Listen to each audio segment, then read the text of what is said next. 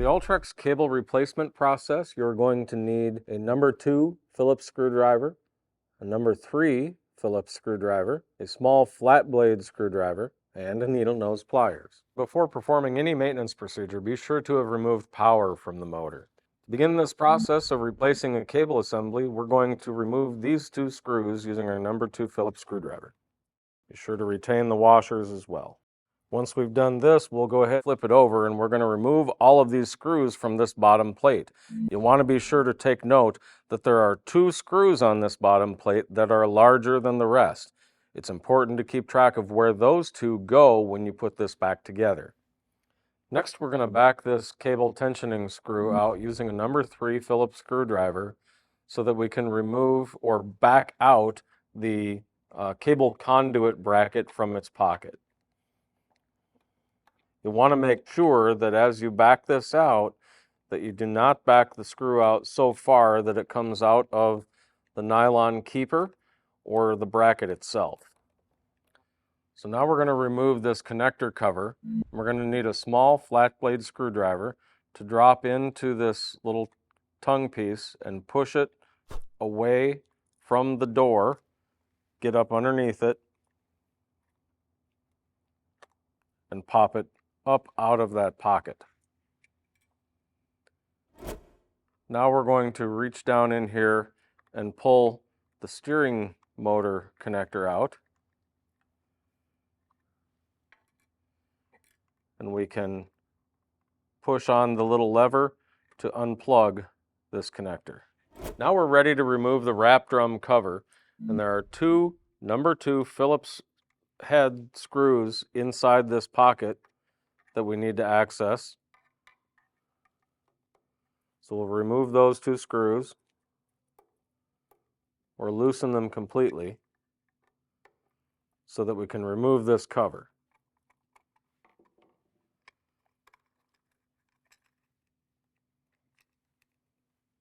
We'll need to push those connectors back down through the openings in that cover to get it completely free.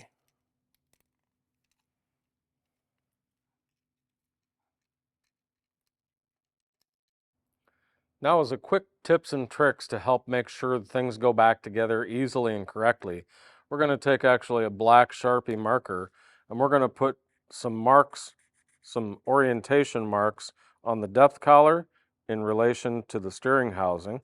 They're pretty dark, so you'll have to look carefully for them, but this will help you to ensure that you get the orientation of everything back correctly. And I'm going to do the same thing on the wrap drum and on the steering housing as well.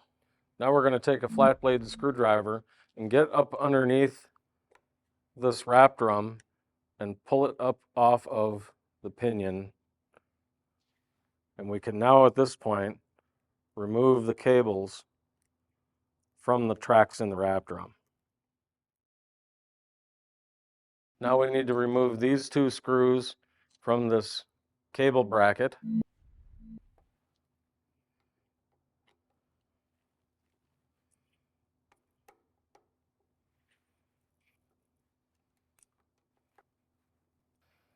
Now that we've removed this bracket from the steering housing, we have easy access to these 2 screws, which is what retains the coil cord cover in place. We'll go ahead and remove those screws now.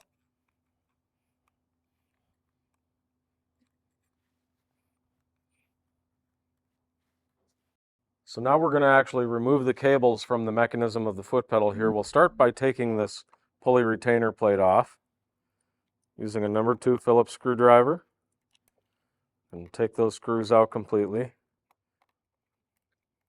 That'll give us a little easier access. And here we need to be able to remove the cable ends from the foot pedal rocker. We've got one on this end and one on this end. So we can take the pulley off, get the cable off of there.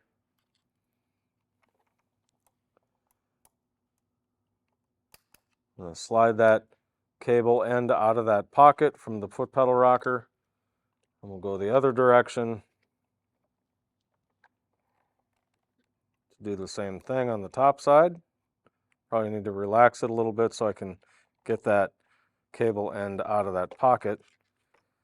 Okay, now we have both cables relieved from the foot pedal rocker. Now we can go up here and take this cable conduit bracket, which we had removed earlier,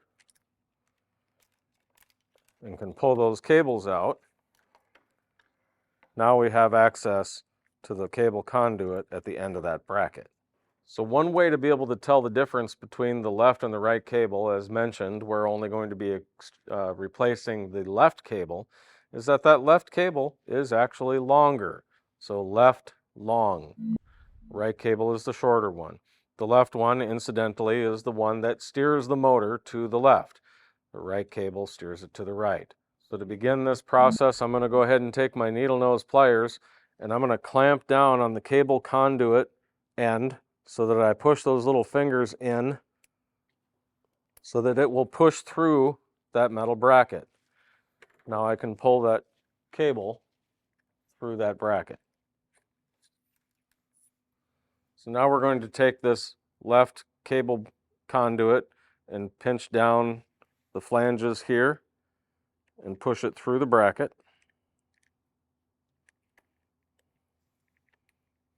And remember, this is the left cable because when it's in the jacket, it crosses over. So even though it's on the right side of the bracket as you're looking at the motor this way, remember it crossed over to the other side. This is the left cable.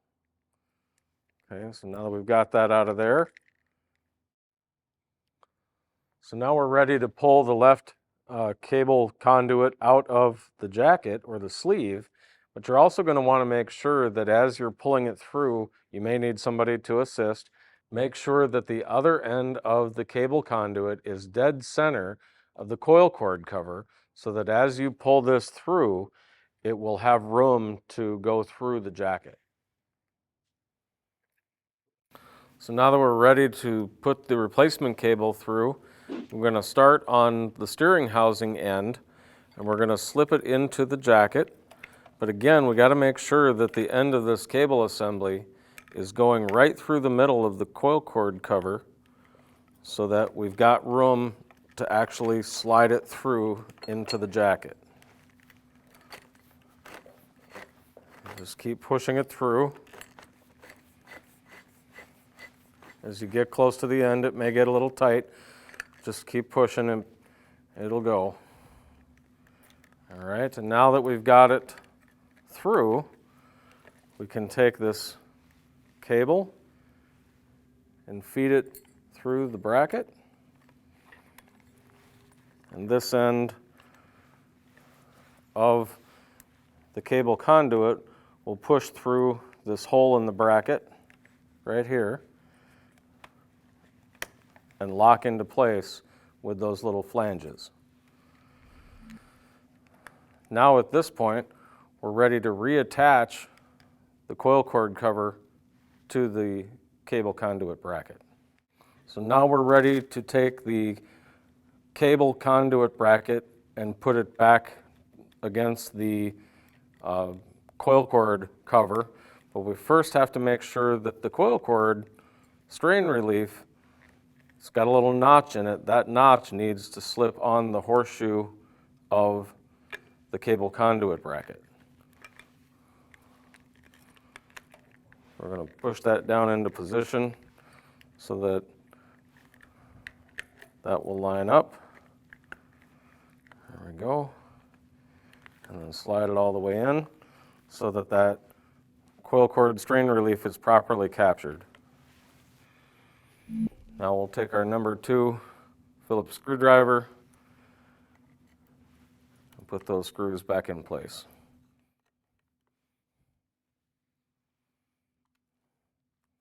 So now at the foot pedal side, we can take our left cable and slip that through the cable conduit bracket. And you're going to want to make sure that the tensioning screw goes in between those 2 cable conduits, and the tensioning screw is going to end up on top of, as we're looking at it here, on top of that boot. It's actually going to be the bottom side of the boot, but as we're looking at it, it's the top. So we'll snap those cable conduits into place.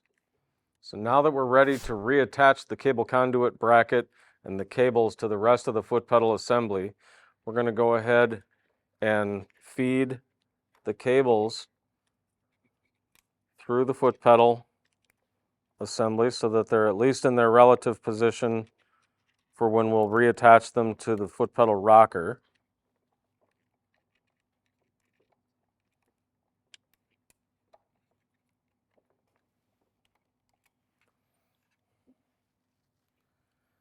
And the left cable that we just replaced is going to go on the side where it wraps around this pulley here, which we will take off, wrap the cable around, and you need to keep it fairly close to that cable as you lay that pulley back through into that pin so that the cable is retained by the ribs.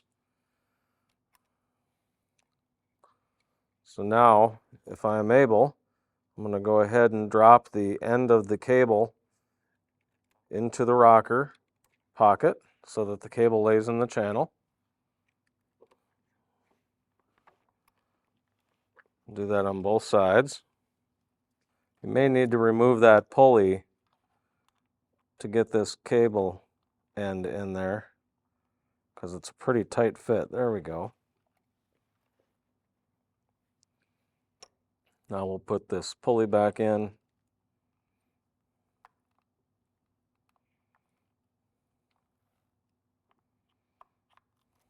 Okay. So now we're going to put the conduit bracket back into position. And we need to feed the tensioning screw back through the hole. So it may be a good idea to have a second person available to help you with this, because as you're putting this back together, you may have some excess slack in the cable. So I've got a helper that just pulled on the other end of the cables to take up some of that slack so that I can more easily put the conduit bracket back into place. And now that I've got that in position, I can go ahead and start tightening down the tensioning screw again, as I can see that it has aligned itself through the hole where it will go up against the pressure plate. So I'm going to stop here before I've actually tensioned it up, because I'm going to need to have slack to finish the assembly on the other end. So now that we've got the cables in their relative position, we can put this cable retainer plate back on. And then once that's complete, we can reinstall the bottom plate. In this step, we need to put these two screws back into position where this boot is, and they have to have the washer in place because this boot is a rubberized material and you need to make sure those screws don't push through the material.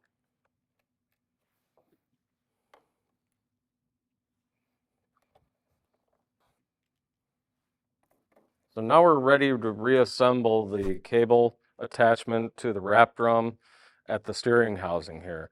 So we want to start off by going back to when we made the mark with the Sharpie that was on the depth collar as well as the steering housing. We want to make sure that that line has not moved, that they're still in alignment. And then also you'll recall that we made a mark on our wrap drum as well, and we'll want to make sure that that mark will also align to the mark we left on the steering housing once we have this finally assembled.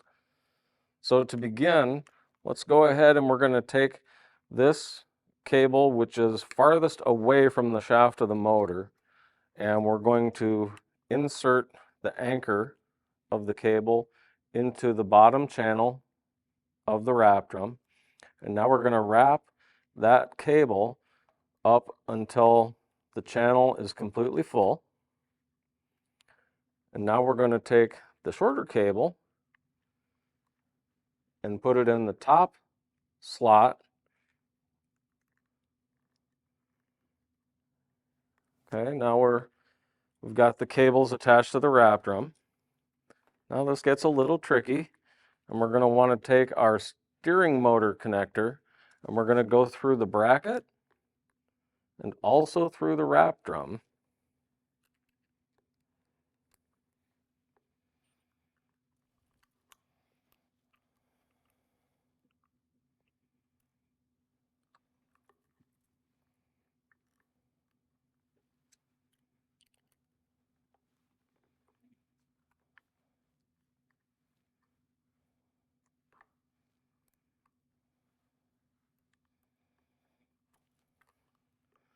We're going to just get that relative alignment of that conduit bracket in position. And then also I'm looking for my mark on the wrap drum and the mark on my steering housing. And I'm going to slide that onto the spline of the steering housing. And now I can install my 2 screws for my conduit bracket.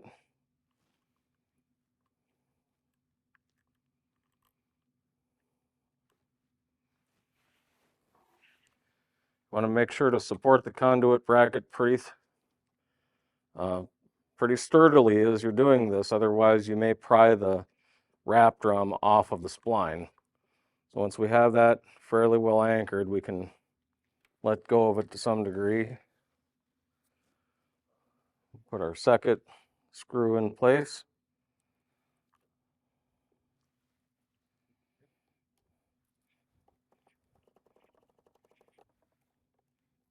Make sure those are nice and snug. And now we can bring our connector cover, wrap drum cover, back into the picture. And these steering housing connectors are going to feed through the pocket on each end of this cover and then meet in the middle. So I'm going to fish that first connector through, and then we'll bring the second one in. All right. Now we can lay this cover down over top of the wrap drum. And we have 2 screws that we need a number 2 Phillips screwdriver to tighten that down to the conduit bracket. Make sure that's good and snug.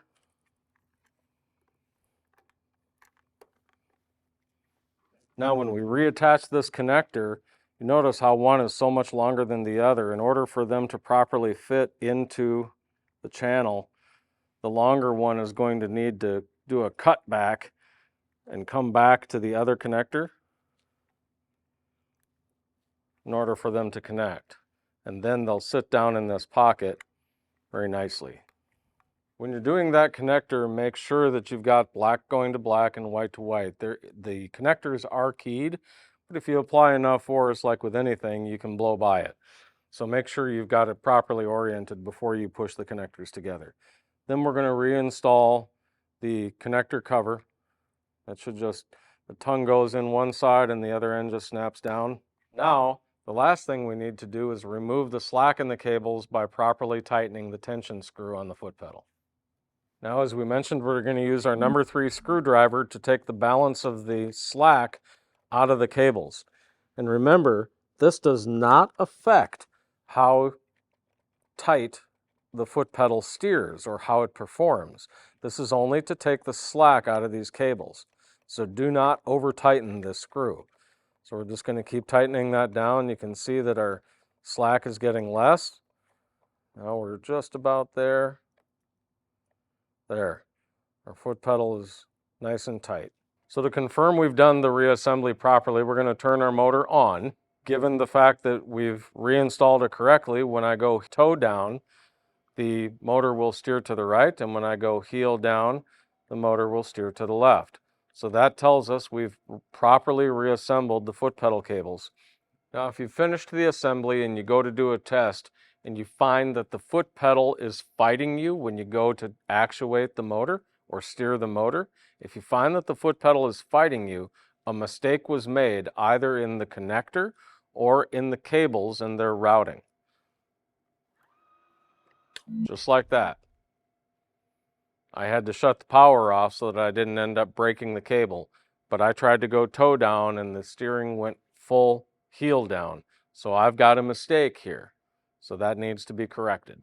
So in the event you did have an error where the foot pedal was fighting you, the first and easiest thing to check is this connector assembly here to make sure that the wires are white to white and black to black.